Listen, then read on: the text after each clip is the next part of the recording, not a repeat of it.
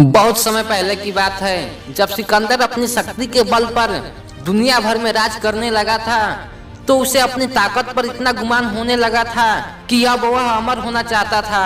उसने पता लगाया कि कहीं ऐसा जल है जिसे पीने से व्यक्ति अमर हो सकता है। देश दुनिया में भटकने के बाद आखिरकार सिकंदर ने उस जगह को खोज लिया जहाँ पर उसे अमृत प्राप्त हो सकता था।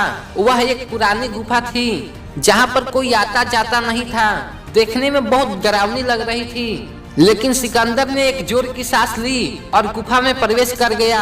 वहाँ पर उसने देखा कि गुफा के अंदर एक अमृत का झरना बह रहा है।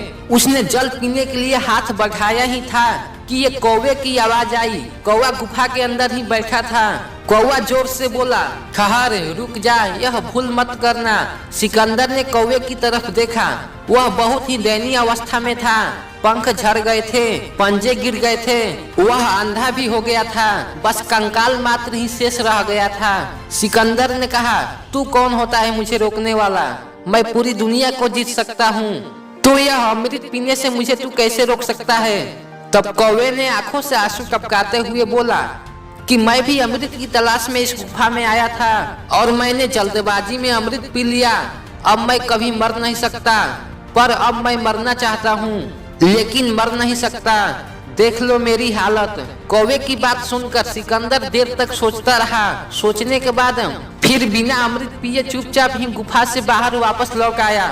सिकंदर समझ चुका था कि जीवन का आनंद उस समय तक ही रहता है जब तक हम उस आनंद को भोगने की स्थिति में होते हैं। इस कहानी से हमें यह शिक्षा मिलती है, जीवन में हमेशा खुश रहना चाहिए। हमें कभी भी खुश रहने के लिए बड़ी सफलता या समय का इंतजार नहीं करना चाहिए, क्योंकि समय के साथ हम बूढ़े होते जाते हैं और फिर अपने जीवन का असली आनंद नहीं उठा पाते। 4 लाइनें कहना चाहूंगा।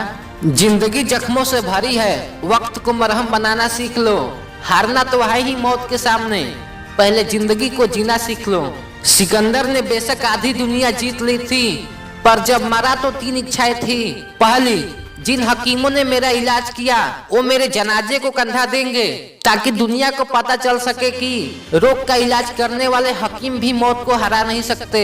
दूसरी, जनाजे की राह में सारी दौलत बिछा दी जाए जो जीवन भर इकट्ठा की थी, ताकि सबको ये पता चले कि जब मौत आती है तो ये दौलत भी काम नहीं आती।